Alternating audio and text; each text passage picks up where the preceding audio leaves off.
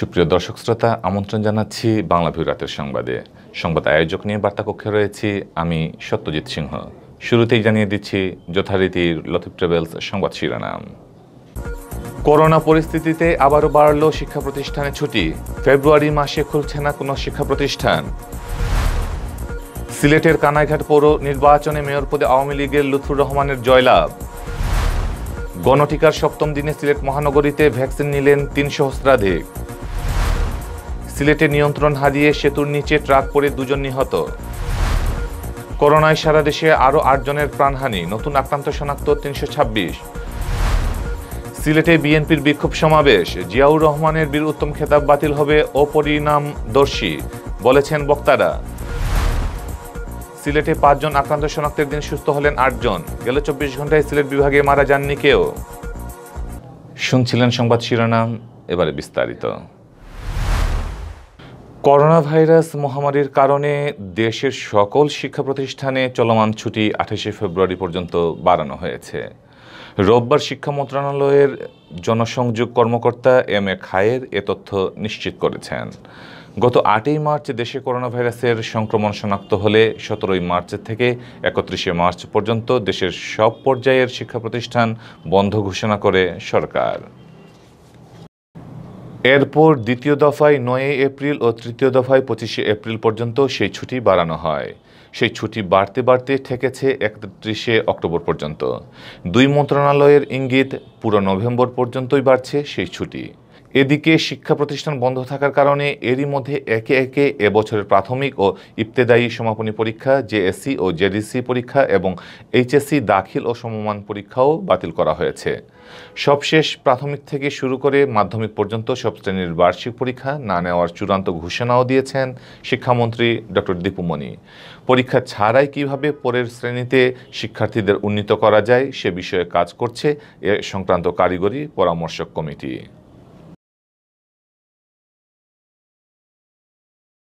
সিলেটের কানাইঘাট পৌরসভা নির্বাচনে জয় পেয়েছেন আওয়ামী লীগ মনোনীত প্রার্থী সাবেক মেয়র লুৎফুর রহমান। দলীয় প্রতীক নৌকা নিয়ে ১৪২ বেশি ভোটের ব্যবধানে তিনি মেয়র নির্বাচিত হন। তার নিকটতম প্রতিদ্বন্দ্বী ছিলেন স্বতন্ত্র প্রার্থী সুহেল আমিন। নৌকা প্রতীক নিয়ে লুৎফুর রহমান পেয়েছেন ৩,৮২৮ ভোট।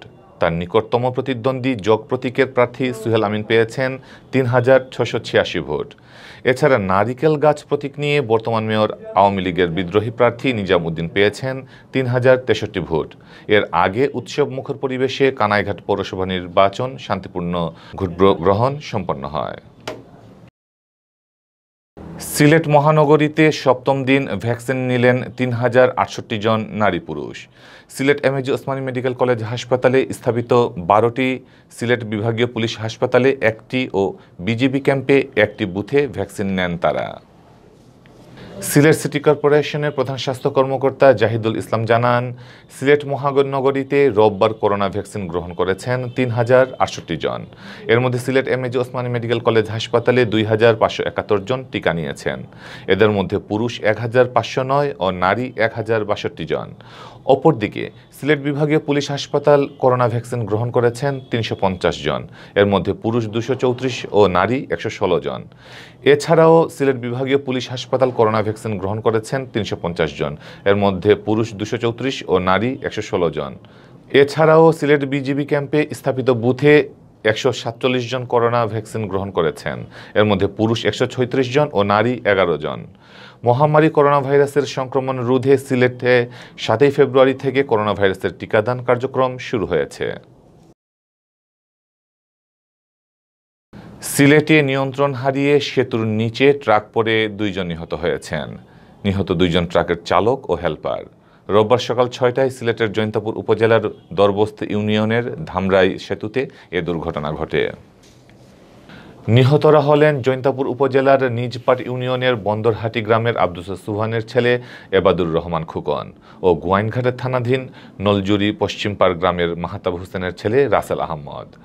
লাশ দুটি উদ্ধার করে ময়নাতদন্তের জন্য Sylhet MAG Osmani medical college হাসপাতাল মর্গে প্রেরণ করা হয়েছে বলে জানিয়েছেন জৈন্তাপুর থানার ওসি মোহাম্মদ মহসিন আলী। করোনা ভাইরাসে আক্রান্ত হয়ে গেল ২৪ ঘন্টায় সারা দেশে আরও ৮ জনের মৃত্যু হয়েছে। এর মধ্যে ৫ জন পুরুষ ও ৩ জন নারী। তাদের সবাই হাসপাতালে চিকিৎসাধীন অবস্থায় মারা গেছেন। এ নিয়ে ভাইরাসটিতে মৃতের সংখ্যা বেড়ে দাঁড়ালো ৮,২৭৪ জনে। রোববার বিকেলে স্বাস্থ্য অধিদপ্তরের অতিরিক্ত মহাপরিচালক অধ্যাপক ডক্টর নাসিমা সুলতানা স্বাক্ষরিত এক সংবাদ বিজ্ঞপ্তিতে এ তথ্য জানানো হয়। গেল ২৪ ঘন্টায় দেশের ২১০টি ল্যাবে ১৩,২২৫টি নমুনা সংগ্রহ করা হয়। এর মধ্যে পরীক্ষা করা হয় ১২,৫০০টি নমুনা। এ নিয়ে মোট নমুনা পরীক্ষার সংখ্যা দাঁড়ালো ৩৮,৪৮,১১৬টি। নতুন নমুনা পরীক্ষায় আক্রান্ত শনাক্ত হয়েছেন ৩২৬ জন। এ নিয়ে দেশে মোট শনাক্ত রোগীর সংখ্যা বেড়ে দাঁড়ালো ৫,৪০,৫৯২ জন। রাজধানীসহ দেশের বিভিন্ন হাসপাতাল ও বাড়িতে উপসর্গবিহীন রোগীসহ গেল ২৪ ঘন্টায় সুস্থ হয়েছেন আরও ৪৬২ জন। আর এ পর্যন্ত করোনা থেকে সুস্থ হয়েছেন ৪,৮৭,২২৯ জন। গত ২৪ ঘন্টায় নমুনা পরীক্ষা বিবেচনায় শনাক্তের হার ২.053%। আর এ পর্যন্ত নমুনা পরীক্ষা বিবেচনায় শনাক্তের হার ১৪.05% ও শনাক্ত বিবেচনায় সুস্থতার হার ৯০.13%। শনাক্ত বিবেচনায় মৃত্যুর হার ১.৫৩%। সিলেট জেলা বিএনপির আহ্বায়ক কামরুল হুদা জাগিরদার বলেছেন, সাবেক প্রেসিডেন্ট জিয়াউর রহমানের বীর উত্তম খেতাবের বাতিলের ষড়যন্ত্র। সরকার এমন সিদ্ধান্ত নিলে তা হবে অপরিণামদর্শী, এর পরিণাম শুভ হবে না।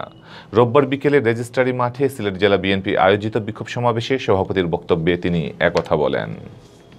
কামরুল হুদা বলেন, বাংলাদেশের মহান স্বাধীনতা যুদ্ধ ও স্বাধীনতা পরবর্তী যা কিছু ভালো অর্জন তার সাথে শহীদ জিয়ার নাম অঙ্গাঙ্গিভাবে জড়িত।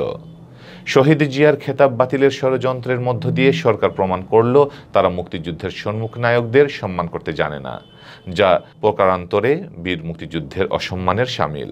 জেলা বিএনপির আহ্বায়ক কমিটির সদস্য মাহবুবুর রহমান চৌধুরী ফয়সালের পরিচালনায় সভায় বক্তব্য রাখেন সাবেক সভাপতি আবুল কাহের চৌধুরী শামীম, আহ্বায়ক কমিটির সদস্য সামিয়া বেগম চৌধুরী, ফখরুল ইসলাম ফারুক, মাজহারুল ইসলাম ডালিম, আব্দুল আহাদ খান জামাল। সিলেট বিভাগে গেল ২৪ ঘন্টায় আরও ৫ জন করোনা আক্রান্ত রোগী শনাক্ত হয়েছেন। একই সময়ে বাসা ও হাসপাতালে চিকিৎসাধীন আরও ৮ জন করোনা আক্রান্ত রোগী সুস্থ হয়ে উঠেছেন। এদিন সিলেট বিভাগে করোনায় আক্রান্ত হয়ে কোনো রোগীর মৃত্যু হয়নি। রোববার সকালে স্বাস্থ্য অধিদপ্তরের সিলেট বিভাগীয় পরিচালক ডক্টর সুলতানা রাজিয়া স্বাক্ষরিত প্রতিবেদনে এ তথ্য জানানো হয়। প্রতিবেদনে বলা হয়, গত ২৪ ঘন্টায় সিলেট বিভাগে আরও ৫ জন করোনা আক্রান্ত রোগী শনাক্ত হয়েছেন, যাদের মধ্যে সর্বোচ্চ সিলেট জেলায় ৪ জন রোগী শনাক্ত হয়েছেন। এছাড়া Sylhet MAG Osmani medical college হাসপাতালে চিকিৎসাধীন আরও একজনের শরীরে করোনা উপস্থিতি শনাক্ত করা হয়েছে। একই দিনে সিলেট বিভাগে আক্রান্ত রোগী বাসা ও হাসপাতালে চিকিৎসাধীন আরও ৮ জন রোগী করোনা ভাইরাসকে জয় করে সুস্থ হয়ে উঠেছেন, যাদের সকলেই সিলেট জেলার বাসিন্দা। স্বাস্থ্য অধিদপ্তরের সিলেট বিভাগীয় অফিসের সূত্র জানা যায়, রোববার সকাল ৮টা পর্যন্ত সিলেট বিভাগে করোনা প্রমাণিত রোগীর সংখ্যা ১৬,১১৯ জন। এর মধ্যে সিলেট জেলায় অর্ধেকেরও বেশি ৯,৬৫২ জন। এছাড়া সুনামগঞ্জে ২,৫৪৭ জন, হবিগঞ্জে ১,৯৮৯ জন ও মৌলভীবাজারে ১,৯৩১ জনের করোনা শনাক্ত হয়েছে। সিলেটের ৪ জেলায় ২৪ জন করোনা আক্রান্ত রোগী হাসপাতালে চিকিৎসা নিচ্ছেন, যাদের ২২ জন সিলেট জেলার বিভিন্ন হাসপাতালে, সুনামগঞ্জে ২ জন চিকিৎসা নিচ্ছেন। এছাড়া এখন পর্যন্ত সুস্থ হয়েছেন বিভাগের ১৫,৩৩৮ জন করোনা আক্রান্ত রোগী এবং মৃত্যুবরণ করেছেন ২৭৭ জন। এতক্ষণ শুনছিলেন বাংলা ভিউ রাতের সংবাদ। কিছুক্ষণ পর শুনুন সিলেটের আঞ্চলিক ভাষায় রাতের সংবাদ। দেখার আমন্ত্রণ জানিয়ে বিদায় নিচ্ছি। সাথে থাকার জন্য ধন্যবাদ।